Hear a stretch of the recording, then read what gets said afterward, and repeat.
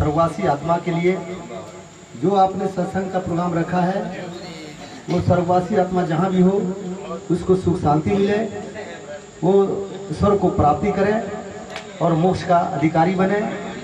मेरे तरफ से, हमारे सारे सत्संगियों की तरफ से मैं ये कामना करता हूँ, मन में भगवान से दुआ प्रार्थना करता हूँ कि हे स्वर्गवासी आत्मा जहाँ भी रहो खूब सुखी रहो और स्वर्ग जाओ, और घर परिवार में बच्चों के ऊपर, घर परिवार के लोगों के ऊपर खूब कृपा करो, खूब आशीर्वाद को दो कि लोग खूब आगे बढ़ें, खूब सुखी रहें।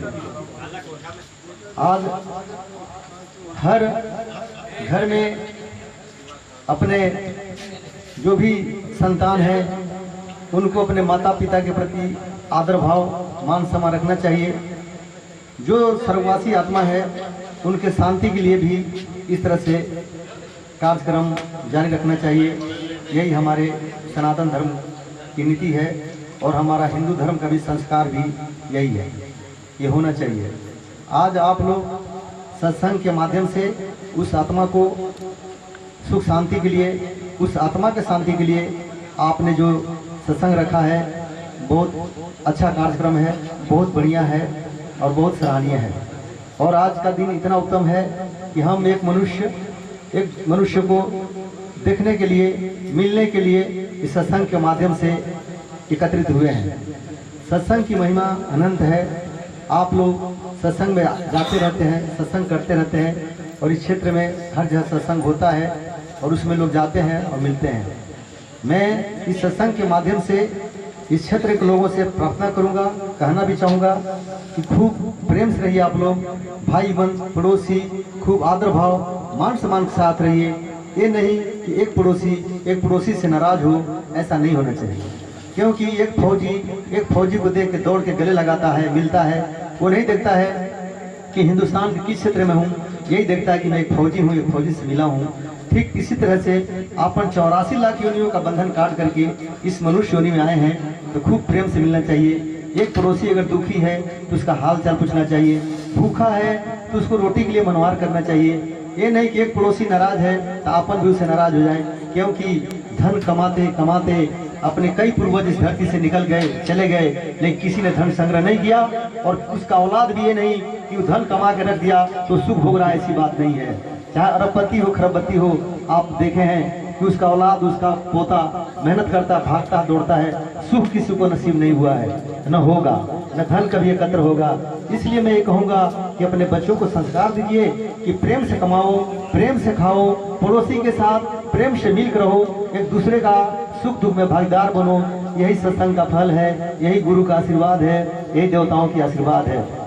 मैं ये कहना चाहूँगा आपसे कि देखिए, कोई ये समय अभी सूरज सुबह उदय हुआ है, लेकिन अपने का इंतजार नहीं किया, अपन भाग भाग दौड़ दौड़ के काम करते रहे, ये सूरज अस्त हो गया। क्यों अस्त हो गया? कि भाई अब आराम करो, काम बंद करो, सूरज अस्त हो गया। समय किसी का इंतजार नहीं करता है। ये शरीर पर जो अपन अहंकार करते हैं कि हम बहुत सुंदर हैं, बहुत पहलवान हैं, मोटे ताजे हैं, ये शरीर कब पलटी मार देगा इसका भी कोई भरोसा नहीं है। सत्ता में कोई है, कोई कहता है मैं एसपी हूँ, कलेक्टर हूँ, मैं थानेदार हूँ, कमांडर हूँ, सत्ता भी एक दिन चला जाएगा।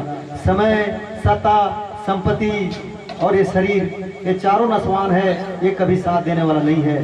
साथ तो देता है गुरु का उपदेश कि 84 लाख, अभी आपने गुरुवाणी प्रार्थना की, पहले गुरु वंदना की, तो गुरु का दिया हुआ सब जो आत्मा के साथ जुड़ता है 84 लाख योनियों तक बचा के लाके इस मनुष्य योनि में खड़ा करता है और मोक्ष का अधिकारी बनाता है, पुण्य करने का अधिकारी बनाता है, परमार्थ करने का अधिकारी बनाता है। इसलिए गुरु का आशीर्वाद, गुरु का दिया हुआ शब्द ये अमोघ है और महान है, ये कभी नष्ट नहीं होता है। 84 लाख योनियों में सारे कष्टों से, सारे मुसीबतों से बचा करके इस मुस्लिम मनुष्य योनि में ला करके खड़ा करने का अगर अधिकार देता है तो गुरु का शब्द है।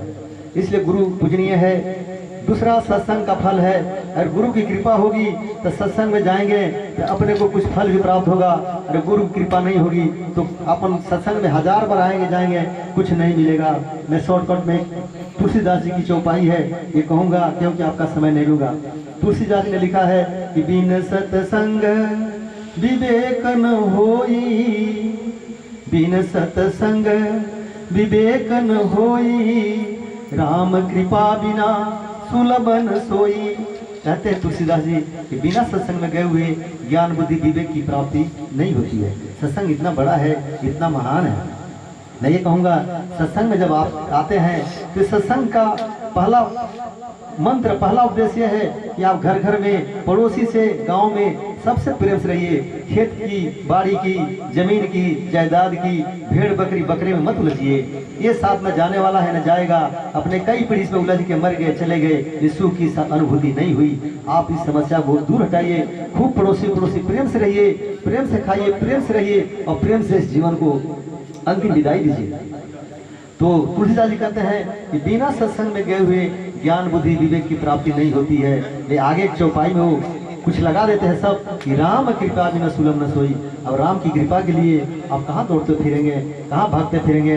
बीवी बच्चों का काम है, धंधा है, खेती है, बाड़ी है, रिश्तेदार है, मेहमान है, गाय है, भैंस है, यार है, दोस्त है, मित्र है, हजारों काम में लगे हैं। तो आप भगवान की भक्ति कब रमाने बैठेंगे, कब इतना समय निकालेंगे।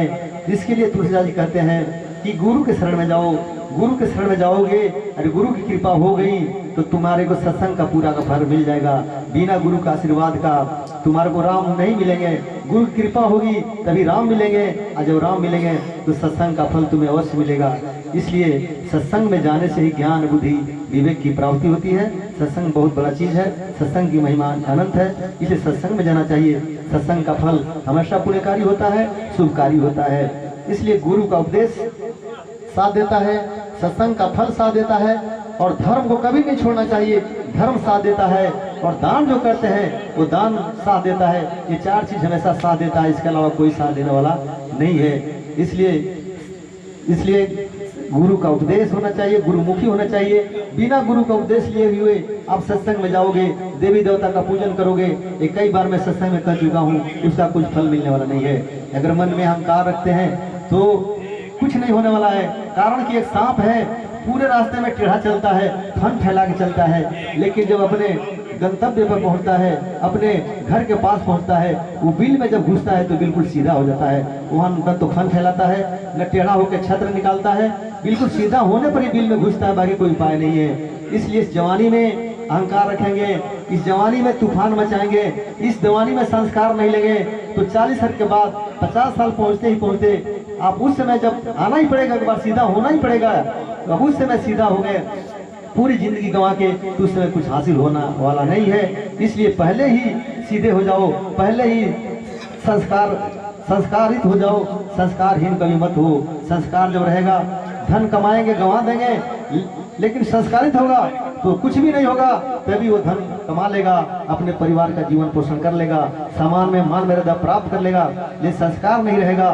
तो न तो धन कमा पाएगा, पैसे के लिए भी तरस तरस के मरेगा, और समाज से भी दुखी होगा, और कई प्रकार से चिंता में क्लेश करेगा, बाकी उसको मन को कभी शांति मिल नहीं सकती है। इसलिए सत्संग में आए हैं तो सत्संग से कुछ सीखना चाहिए, कुछ लाभ लेना चाहिए, एक दूसरे से प्रेम से बात करना चाहिए। सत्संग बहुत बड़ी चीज है, इसलिए सत्संग का हमेशा साथ देना चाहिए। मैं ज़्यादा समय नहीं लूँगा, मैं आप सबसे विनती करता हूँ कि मैंने आप लोगों का समय लिया है, इसके लिए मैं क्षमा चाहता हूँ, क्योंकि आप भजन भाव गाते हैं, आनंद लेते हैं, और आप बहुत आनंदित कार्यक्रम भी है वाकई में। मैं इसी के साथ, इसी कड़ी के साथ आप सबसे क्षमा प्रार्थी हूँ और अपने सब पर विराम देता हूँ। काशी विश्वनाथ की जय। ओम नमः शिवाय। हर हर महादेव, हर हर महादेव।